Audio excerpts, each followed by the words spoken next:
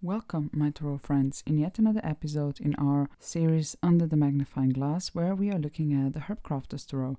Today, we will be looking into the Empress, the Emperor, and the Hierophant. I will tell you what each card represents in tarot in general, and then I will share with you my observations, my thoughts, and my feelings about each card. The Empress in tarot represents creation and creativity. She is the great universal mother of love, beauty, abundance, and creative power. She is passionate and sensual and births life. She is the feminine creator manifesting nature's magic in the physical world, combining love with wisdom. She rules from her heart. Her number is 3, the number of creation, conception, manifestation, and growth. She signifies importance of living in harmony with Mother Earth and its creatures, awakening a spiritual responsibility to keep a clear perspective on evolution of both people and Earth. Through her, life force is birthed into form. Her message is to not be afraid of your own sensuality and passions, and to live life to the fullest. The Empress allows her imagination to blossom with ideas and give those ideas attention, nurturing them until they come to fruition. Now, my observation into this card, which is represented by the rose, the first thing I noticed was the honeycomb in a shape of a heart. So that to me speaks about the importance of coming from one's heart when creating. The necklace around here looks like it has been handmade. Hands, again, connect to the heart chakra space. The rose here, it's not the cultivated rose, but the most natural rose that can be found in nature. And it was here on this planet first, so she is the mother of all roses. There is an ancestral energy to it, and also goddess's energy too. We can notice 12 leaves here, and this connects to the 12 stars in the Rider-Waite-Smith's Empress. We can see that there are rose hips lying all around, and they are the fruits of the rose, the message of creation, and there are also seeds scattered around here, which could mean that creation brings about the potential for even more creation and more abundance. At the end of the necklace here, we have a stone bead of the woman of Willendorf. So she's the Venus figure, which is also the planet associated with the Empress. We can notice the delicate petals scattered around as well. So this could mean perhaps the importance of being soft and gentle. But we also know that roses have thorns, so at the same time, one needs to know when to be strong and protective and when to be gentle and soft. And remember, this message of strong gentleness is found in the Strength card as well, where we can find actually the same honeycomb shaped in the heart, which I find very interesting. So the connection between the Empress card and the Strength card in this deck. There's a lot of red color here, which talks about the root chakra, about being grounded, about the importance of family. And then we see lots of green as well, which is, of course, connection to the heart chakra, open heart. And the background is kind of like a mix of yellow and orange. So being true to yourself, but at the same time expressing this truth in your creation. Let's now see what it says in the guidebook. Be vulnerable yet strong. Nurture love and compassion. See beauty and abundance in every stage of life. Healing the heart heals the world. Learn to be vulnerable yet strong, like the delicate petals of the rose protected by thorns. Literally what I said. Roses uplift the spirit and inspire love. Embody sensuality in bold, vibrant ways. Let creativity and abundance flourish around and within you. Wild roses, so this is the wild rose, that's the word for it. The wild roses are prolific, creating food, medicine, and shelter for all who encounter them. As all parts of the rose contain medicine, every stage of your life finds passionate expression. Create, make, love, play.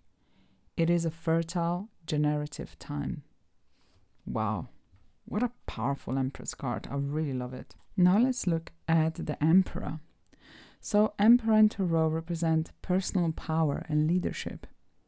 He has yang energy and is sometimes called the father of civilization, bringing order and structure to any situation.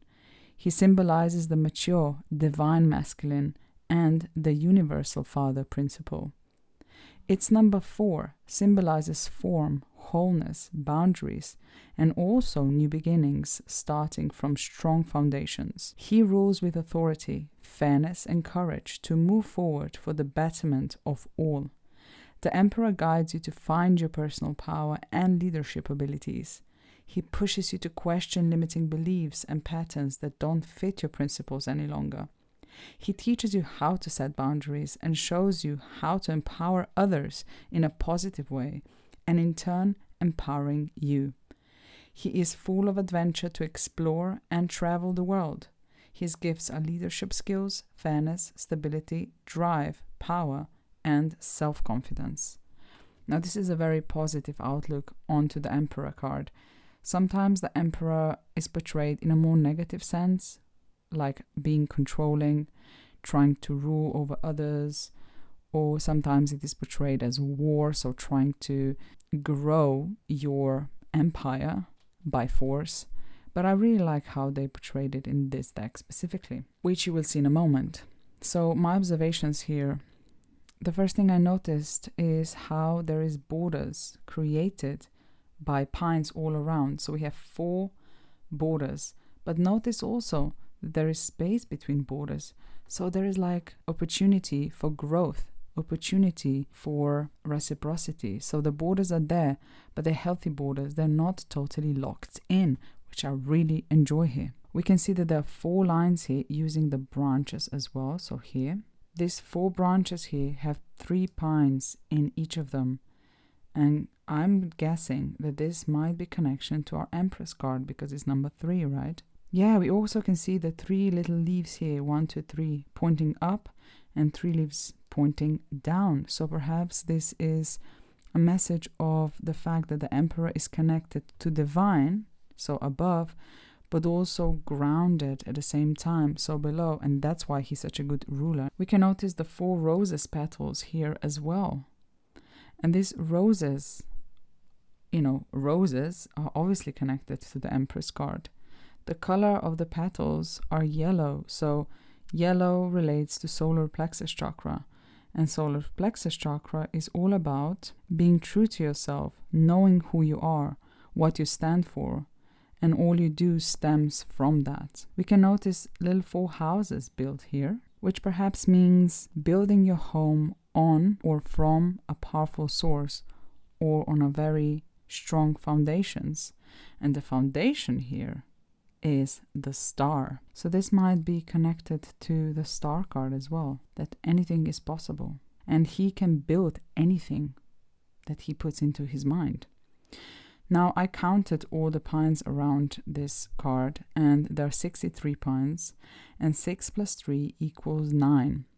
3, 6, and 9 are the most expensive numbers in tarot. If you think of 3 of wands, 3 of whatever, 6 of whatever, and 9 of whatever, so whatever element in tarot, you know that these numbers are very powerful and very expensive.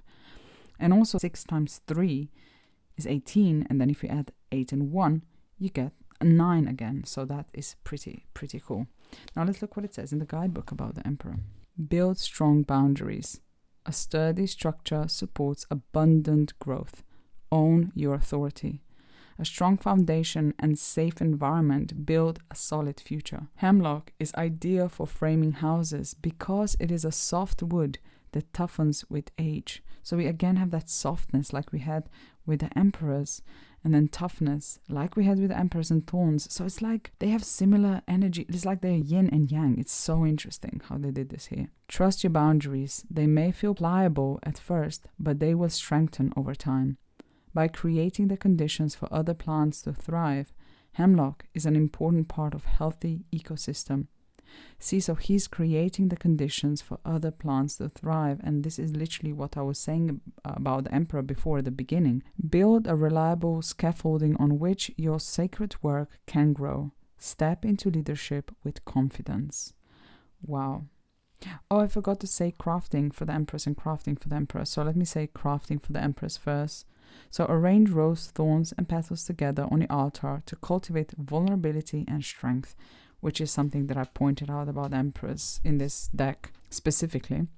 and crafting with the Emperor, frame an altar with hemlock. Place objects representing what you want to protect inside. So it's like a vision board, isn't it? I really like that. Okay, and let's now go on to our last card for today, the Hierophant. The Hierophant is perhaps the most controversial card in Tarot. He represents the inner teacher, the spiritual advisor. He helps one to reconnect to one's soul self. He is the mediator between the spiritual and the material world. He shows you the path of how to live a spiritual life on this material plane. His number is 5. 5 relates to a struggle, conflicts that come from the outside world and shake your own. In 5, we develop spiritual strength. The way we move forward into a better place in number 5 is through movement. Our world needs to shift. The movement within the Hierophant card comes in through spiritual growth and development. The Hierophant therefore needs to be a teacher but also a student at the same time. Otherwise, we have a problem. Look at the problematics caused by different religious institutions, which could be stuck in the old, outdated beliefs, not willing to evolve and grow. Of course, I'm not saying here that all spiritual or religious institutions are like this, but a lot of them unfortunately are. The Hierophant can so represent a really positive card when its nature is dynamic, or a really damaging card if the energy or knowledge is not moving, growing and developing.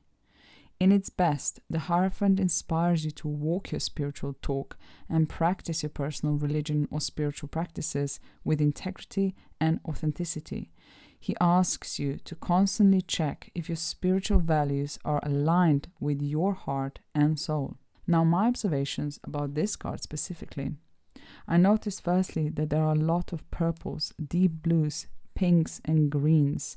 So these are all higher chakra colors. So connection to divine, listening and expressing your truth through throat chakra, having a higher perspective, the third eye chakra, opening your heart and unconditional love through the heart chakra. And the brown color we can see here as well is connected to Earth Star chakra, which is connection to Mother Earth and all living beings on Earth. We see that the cacao on the picture is in its rawest, truest, most authentic form. And that to me speaks about the importance of an authentic, real, and a raw spiritual teacher. Cacao is used in spiritual ceremonies, by the way. And this spiritual teacher who is raw and true will help you with your spiritual growth. The picture looks like a ceremony that takes time. So if you think about how cacao comes to your cup, right? It needs a long process. So firstly, you need to collect the fruits, extract the seeds, dry the seeds, and then grind the seeds, and then cook them. And then after, you slowly sip the cacao. So this speaks about being present in the very moment and taking time with your spiritual practices and therefore your spiritual growth. It is something that cannot be rushed. You cannot rush your spiritual awakening. This whole picture has a feel to ancestral practices. We see an ancient incense burner here in the shape of a woman. And then we also see the decorative grinder that has an energy to it that connects one to their own cultural roots. We can notice 2 cups here on the table. This could perhaps be the teacher and this perhaps the student. It definitely represents sharing of sacred knowledge, as the cacao was most likely poured from the bigger cup. This could also be a scene of reciprocity where the teacher becomes the student.